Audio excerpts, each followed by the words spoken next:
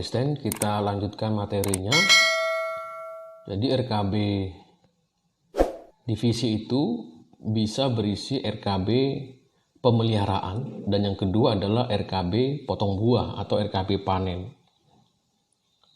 Nah, di RKB panen itu berisikan rencana pekerjaan panen dalam jangka waktu 1 bulan. Terkhusus perencanaan produksi, perencanaan pekerjaan potong buah ini, dapat saya sampaikan bahwa perencanaan produksi ini erat kaitannya dengan estimasi produksi di perkebunan. Sehingga kita mengenal namanya estimasi produksi.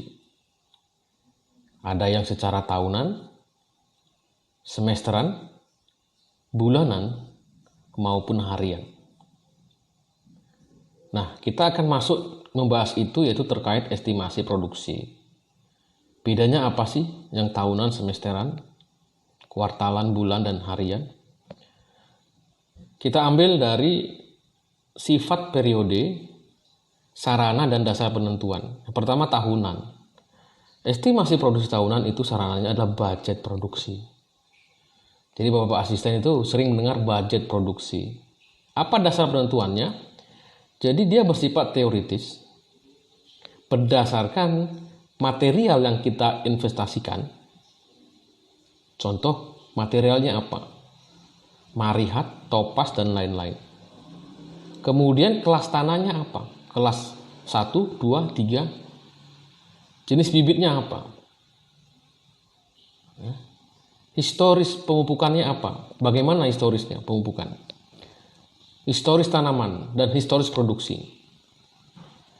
Dan ini belum dikonversikan dengan proses yang ada di lapangan. Itulah namanya budget produksi.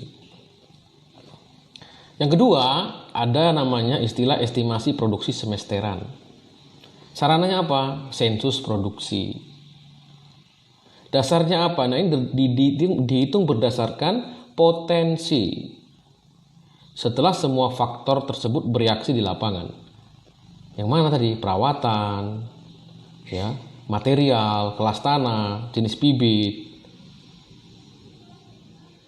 Sehingga dapat dihitung buahnya berdasarkan kenyataan yang ada di lapangan dengan cara sensus, sampling, sampel, untuk menentukan janjang rata-rata dan berat janjang rata-rata. Ini sensus produksi semesteran. Ada juga yang kita kenal dengan sensus produksi kuartalan per 4 bulan. Sarananya apa? Sensus produksi. Dasarnya sama dengan sensus semester. Hanya perbedaannya adalah kalau di semester yang dihitung adalah bunga yang sudah memecah. Kalau di kuartalan dimulai dari buah kopi. Karena dia per 4 bulan, sedangkan semester per 6 bulan. Nah, yang keempat itu kita mengenal estimasi produksi bulanan. Sarananya apa? Penyebaran produksi. Nanti ada istilahnya kita bahas penyebaran distribusi sebaran produksi. Setiap bulan itu berbeda. Januari, Februari, sampai Desember itu berbeda sebaran distribusinya, produksinya.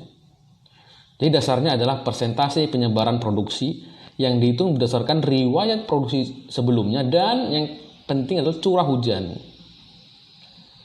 Sehingga ada kemungkinan pergeseran musim. Karena ada korelasi antara curah hujan dengan produksi. Sedangkan estimasi produksi harian, ini sarananya adalah taksasi panen.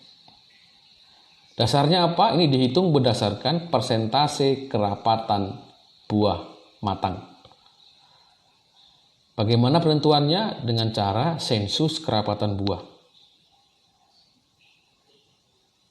Kemudian dikalikan dengan jumlah pokok produktif pada areal panen, dapatlah jumlah janjang panen.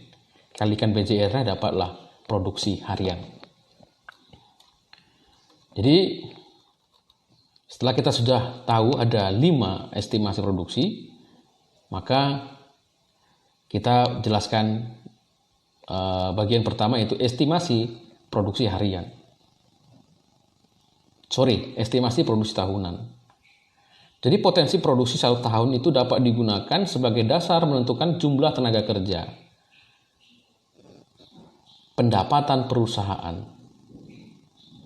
yang pada akhirnya sebagai cash flow, pendapatan dan pengeluaran perusahaan. Dasarnya apa? Dari estimasi produksi tahunan.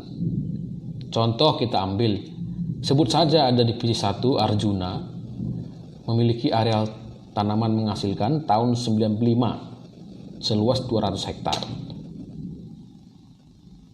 Berdasarkan hitungan material balance, budget produksi akan didapat 1.200 ton. Ini misal ya Pak ya. Misal saja kita supaya kita tahu perhitungannya. Nah, jika estimasi output rata-rata pemanen divisi 1 Arja adalah 1.500 kilo, 1,5 ton, berapa HK yang dibutuhkan setahun? Nah, kita bisa menghitung kebutuhan tenaga kerja dari sini. Pertama adalah berapa sih total produksi? 1.200 ton selama setahun. Berapa kebutuhan HK-nya?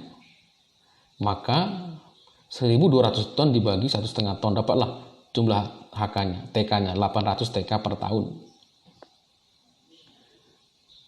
Nah, jika 1 tahun terdapat 36 rotasi, dari mana? Dari sebulan 3 rotasi, maka dapat dihitung estimasi HK per rotasinya. Berarti 800 dibagi dengan 36 rotasi.